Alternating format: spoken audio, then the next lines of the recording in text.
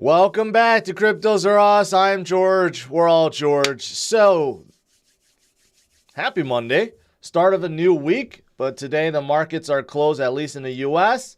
But let's talk about what's going on, what we can expect this week, and why I do believe Bitcoin's bottom have formed. And I'm going to present the reasons for that.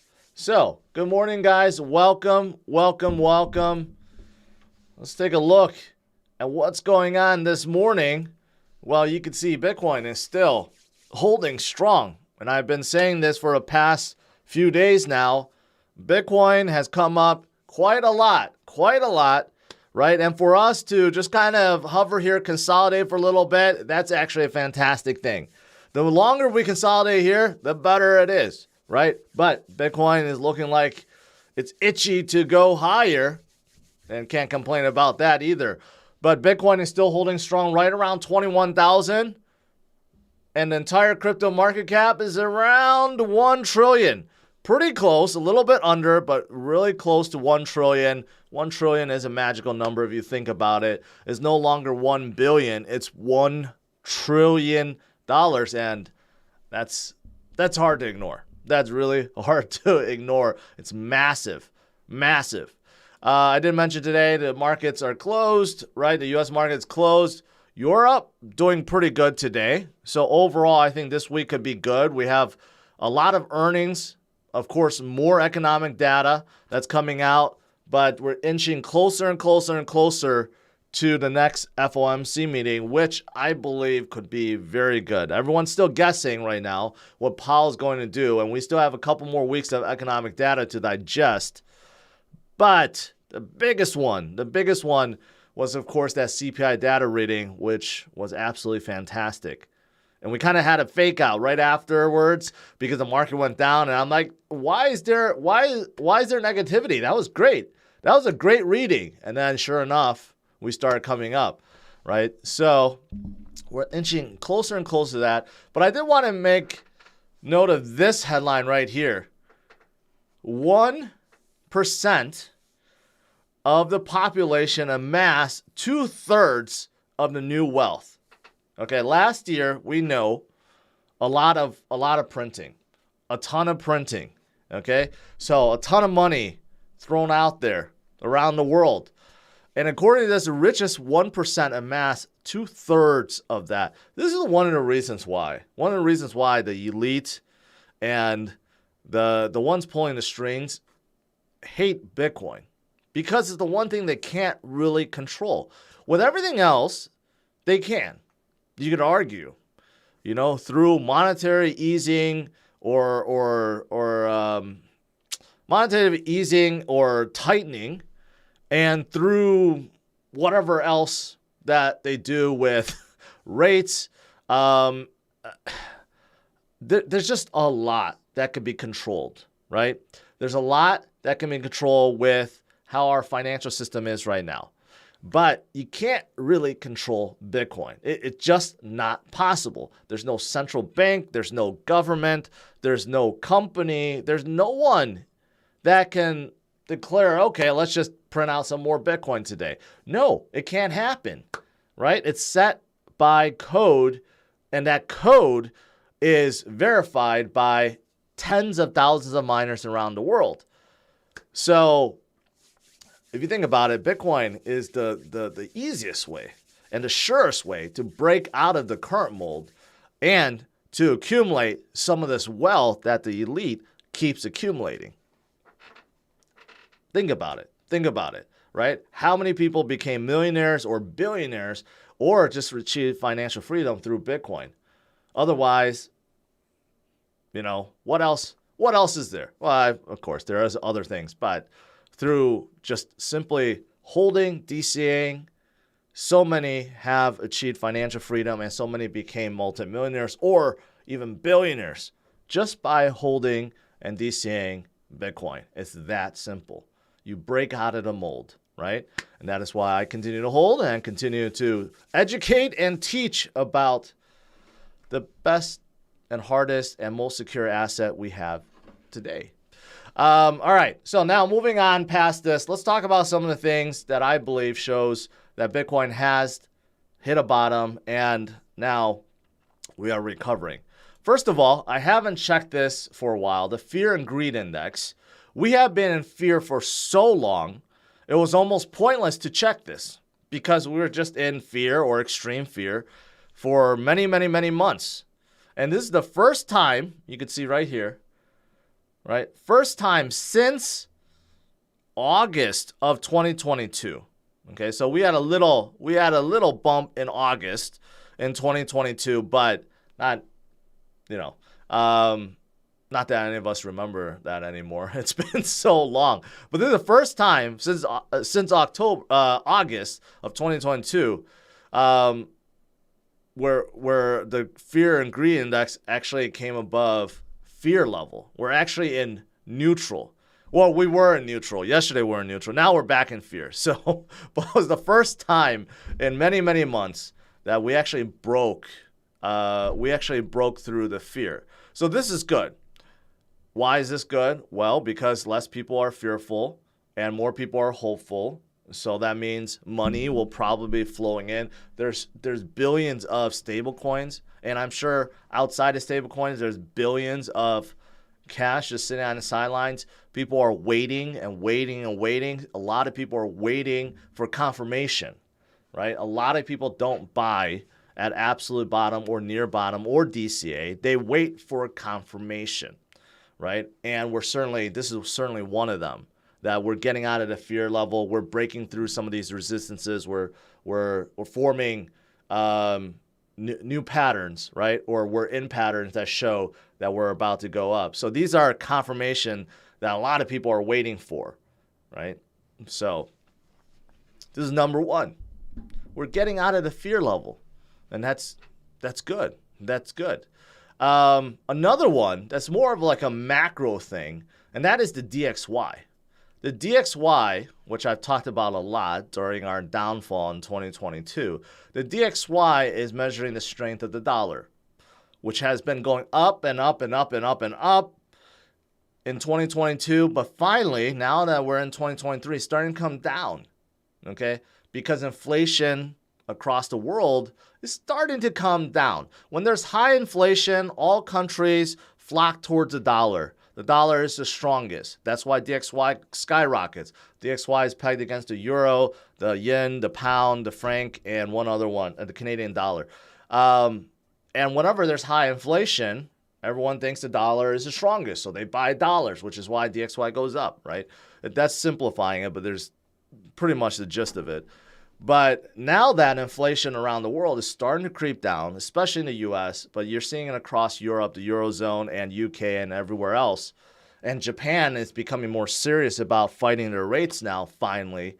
The DXY is starting to come down. And whenever DXY comes down, it's absolutely fantastic for Bitcoin and crypto. It's fantastic. I don't have the chart with me that measures the inverse relationship, but whenever DXY comes down, Bitcoin and crypto goes up a lot. And not just Bitcoin and crypto, risk-on assets, tech especially, goes sky high. And I saw this article that's talking about how the dollar is actually forming a death cross. Because the strength of the dollar has been coming down so much, it's actually forming a death cross, and many are anticipating that the dollar will get weaker, much weaker in 2023.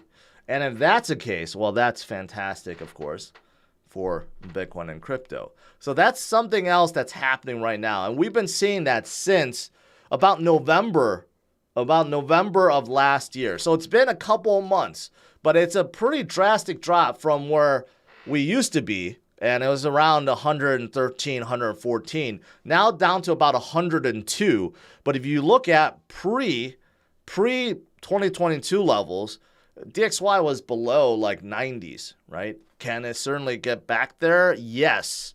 And let's not forget what happened in 2021, right? So that's another thing that is developing right now that's pretty damn good. All right, what else is there? Well, you look at some of these models, these indicators, a lot of them are flipping to the right side, which is green. So here's one. Here's the EMA ribbon, which basically measures a whole bunch of moving averages. And it's about to flip green. And we've been in red since the start of 2022, basically, right? So you go all the way back. Bitcoin has been stuck in red since like 50,000 all the way down. And for the very first time, it's about to flip green. So bottom indicator, that certainly seems like one. And then you have something like this, the hash ribbon, which measures the miners' activity in terms of their selling and their buying, right? And unfortunately, we did have a little bit of selling. We had a little bit of selling because Bitcoin's price went down so much, right? And some of the smaller miners couldn't take it. They had to sell, but that has reversed now. Now they're no longer selling. Bitcoin's price is up. They're profitable. And let's not forget, Bitcoin's network auto-adjusts every 2 weeks. Okay, so if it gets really bad and there's a ton of miners shutting down their machines, well, the algorithm adjusts and it makes it profitable. So it's really that like 2 week mark, like 2 week span, I should say, unless Bitcoin's price keeps going down, which it is not now, right? So the miners are holding strong. The bigger miners are holding strong. Smaller miners are also holding strong. So that's good too. That's good. And then, lastly, let's just talk about this real quick. In terms of drawdowns from previous tops to bottoms to basically getting to a point of the next halving event before we have a next huge run, right? But we had the longest drawdown ever in history. But you could see that it extends, so that's okay. That's okay. The very first cycle, I should say, for first cycle, we had about 26 months to a drawdown. The second one, which more people are familiar with, 29 months, and right now 31 months, right? So you could see we're following the pattern. It's not exact, but we're following the pattern. And of course, the pattern is dictated by the 4-year cycle, which we're getting closer and closer to. So this is another bottom indicator that simply according to the 4-year cycle, we're getting closer to that point where we generally speaking, we get a good recovery. And then once we get to the halving event, we have a tremendous upside, as it always happened. So why not now? We're still following the pattern almost to the T, right? And here's something else that confirms that. If you look at Bitcoin's longest win streak, we're 12 days. Second longest ever.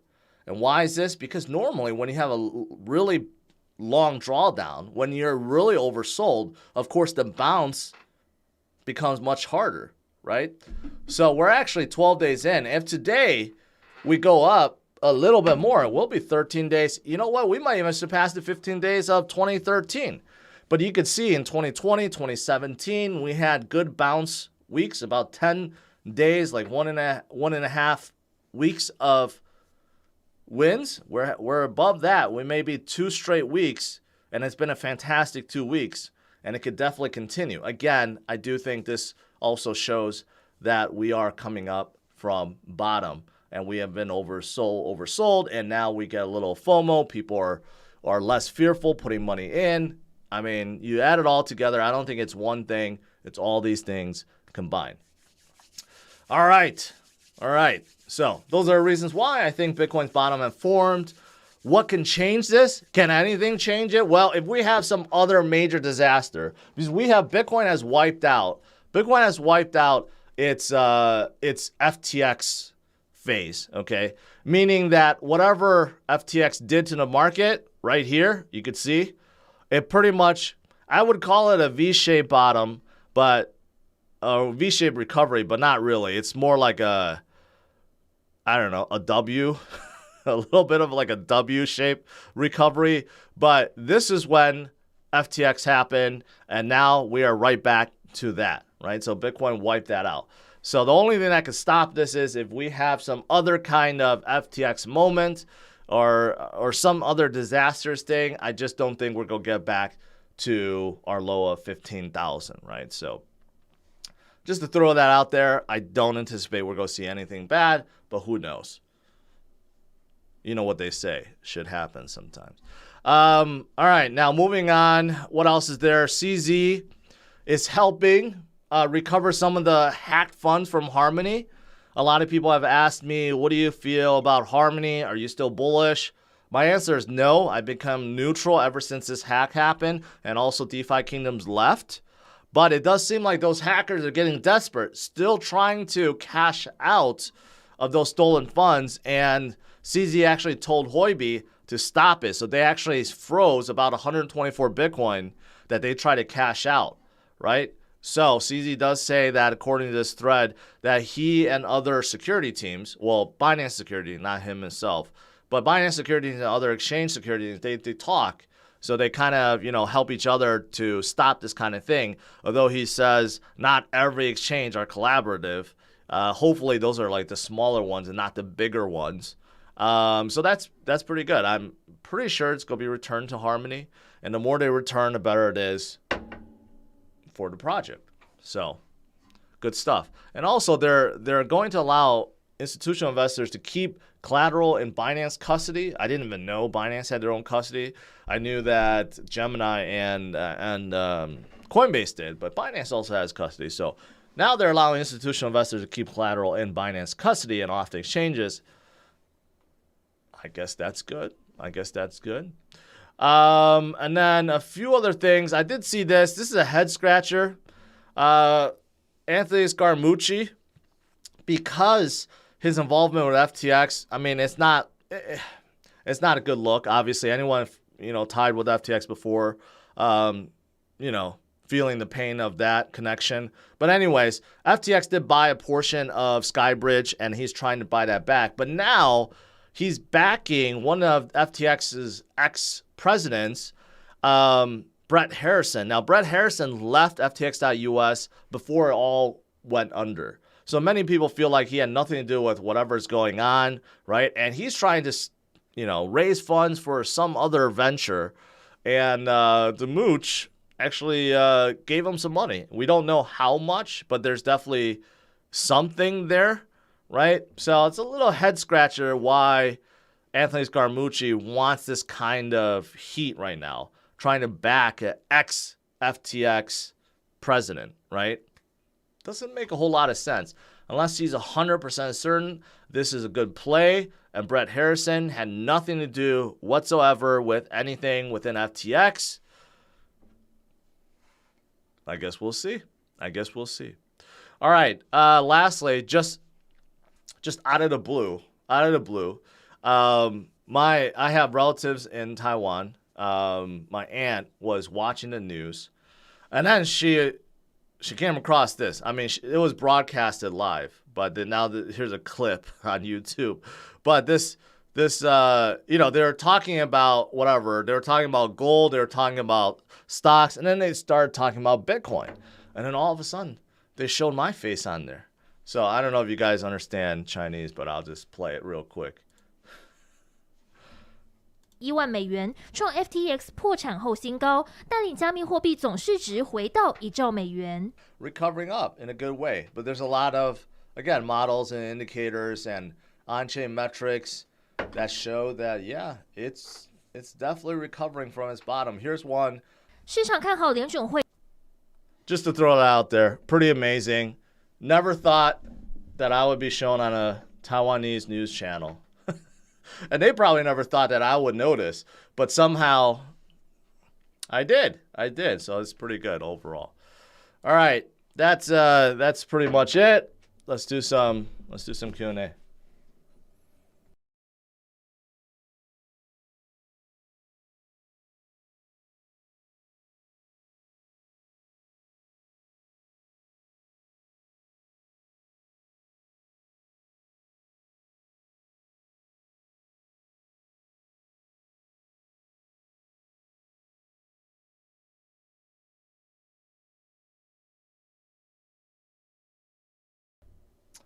Yeah, that is pretty cool. It is pretty cool.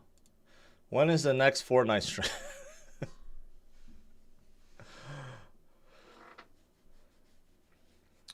I might do something like that. You know, someone suggested, Mr. D on Twitch says, if Bitcoin hits 25K this month, you should play Fortnite in celebration. You know, I might do that. I may do that. If Bitcoin can hit 25K by the end of this month, I may just start streaming Fortnite.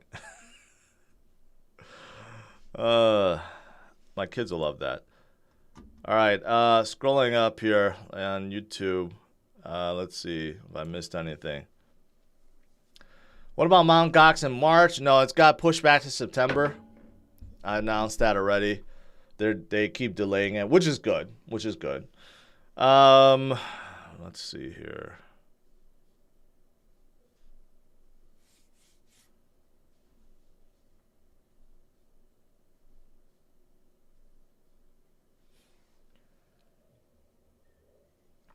You're also on the Bloomberg News YouTube crypto segment. It's short 3-second clip. Oh, that's nice. That's nice. Bloomberg should ask me for an interview. All these channels should ask me for an interview. By the way, I will be announcing. I will be in LA in about 2 months, filming this new show called The Next Crypto Gem, and I'll be a judge. I'm very excited for that. It's gonna be a very hot show. I don't know when it's gonna debut. I think probably in June or something. But it's kind of like The Voice, Shark Tank combined for crypto. It's gonna be good. I think I'm very excited about that. I'll have more information soon. Hey, Terry from Taiwan. Hey, Terry, appreciate your support, man. I gotta visit Taiwan again. I was back there last, like probably 7 years ago. Time flew by.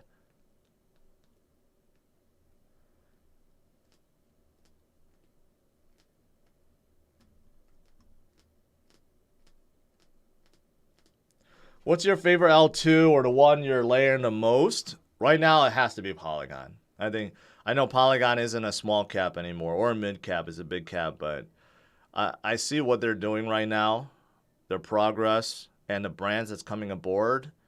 I mean, there's just no way they're not going to get bigger, in my opinion. So it's definitely Polygon.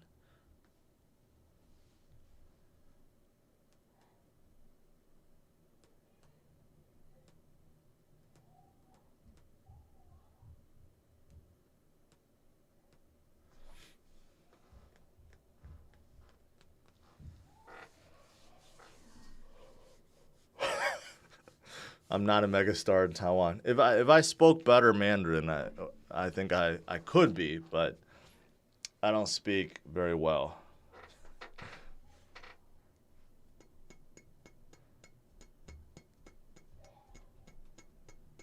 Am I buying at these levels?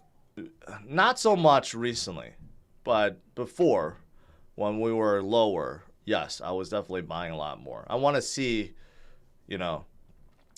us consolidate a little bit more, right? But definitely going from here on out, we will see more recovery. This is barely scratching the surface of where Bitcoin's going to go. So, yes, I still stress DCA over schedule, still right way to do it.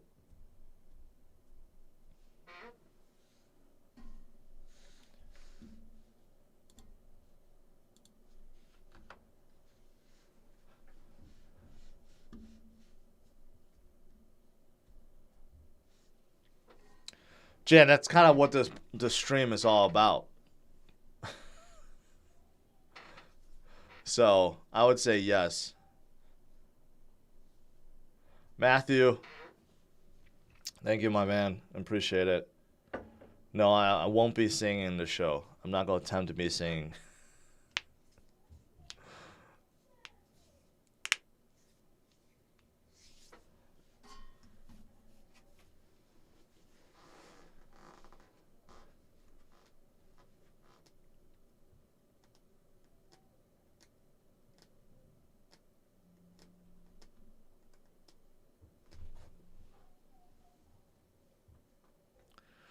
Any thoughts on Shiba for the next year or so. I think SHIB is in a good spot.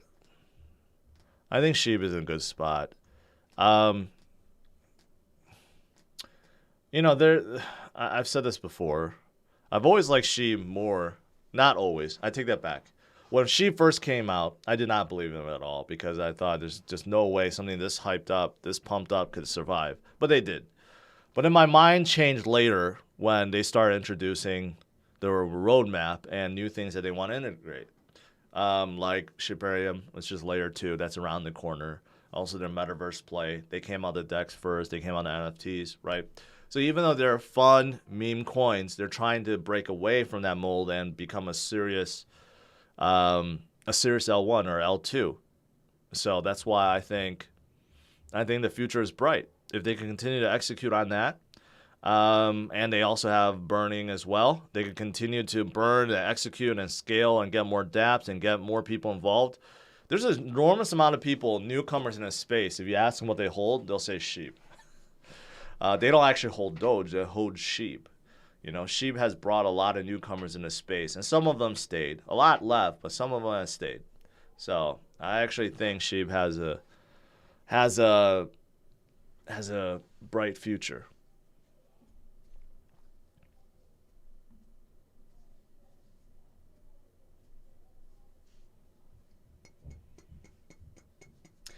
You should have captions in Spanish. I did before, but those captions, those auto-translate captions, are only like 70-something% accurate. So I could bring them back, but it just seemed like no one was actually using them. If they are, I'll bring them back. It takes just a bit of effort. Yasleen. What do you think about Mina? Not horribly excited about Mina. They're very, very tiny blockchain. But because they're tiny, they operate with snapshots, and they have to archive all those snapshots.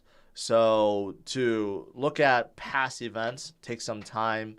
The archiving mechanism where they're stored is off the chain, not 100% decentralized. So there's some things that's inherently different about Mina.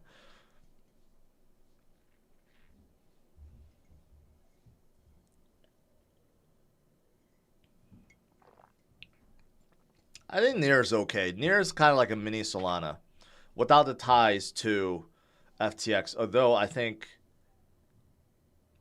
I may be wrong, FTX may have invested in Near too, but this doesn't hold nearly as much Near tokens. But Near is very, very backed for good and for bad because some people don't like projects that are very backed by VCs, but Near is very backed. That's why I think they're like a mini Solana. They're a proof of stake chain. Still early in a lot of developments, like especially their DeFi ecosystem.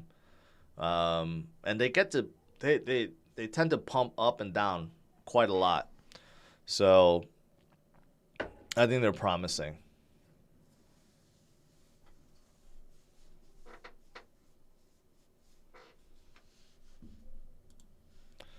Bitcoin's holding at 21K.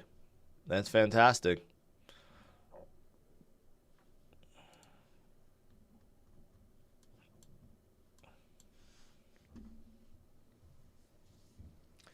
Do you like good old Digibyte? No, I never did.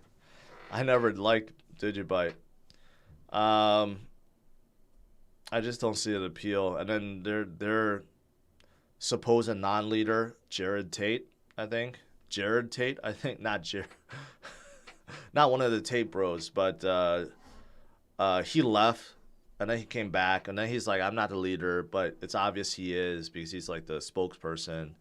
And their claim to fame is to have five algorithms for the chain, so you can't do a 51% attack, but no one uses them. You know, they were trying to get into layer 2s, which brought some excitement. Then that kind of died down. So I don't know. TradeStars, DEX for fantasy sports. Sounds like a good idea. Never heard of them though.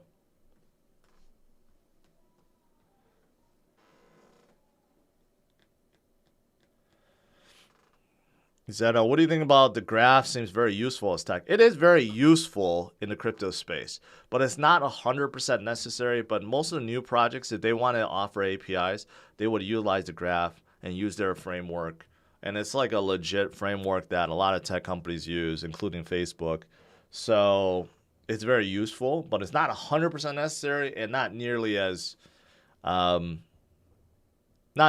required as, say, Chainlink having a decentralized oracle. But thoughts on Phantom's price? I like Phantom. You know, they became really weak after Andre Crony left, and then they also have their own algorithmic stablecoin. But that seems that one was just, it's a much smaller play, so I think that's no longer a danger, but that definitely brought a lot of fear when UST collapsed. And Andre Crony leaving, that was like a black eye to him, but then he came back. So now Phantom, he's going to help Phantom lead the way again when it comes to DeFi. So I like Phantom. What do you think about Ben Simmons' 0-point outing versus the Celtics? Jan, I like your trolling. I like your style.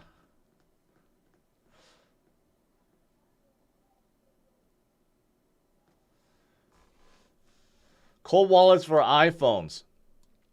Well, you're talking about mobile wallets, Bay Area, Patriot. You know, you can go with Trust Wallet, still really good. You could go with the Coinbase wallet, but Coinbase wallet has been prohibited from sending NFTs. So it's kind of handicapped. So I would say something like the Trust Wallet would be the way to go. It's not a cold wallet. It's still considered a hot wallet, but it's a self-custody wallet. All right, guys.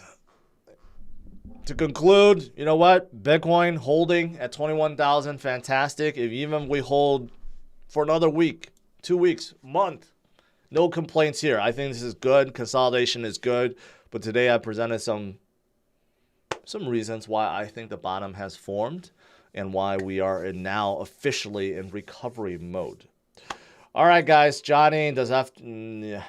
Yes, probably. Yes, they do. About $5 billion worth. So, yes, they have a lot. All right, guys. Smash the like, subscribe to the channel. I'll see you guys tonight. Same time, 8:30 p.m. Central Standard Time. Take care, guys. Bye-bye.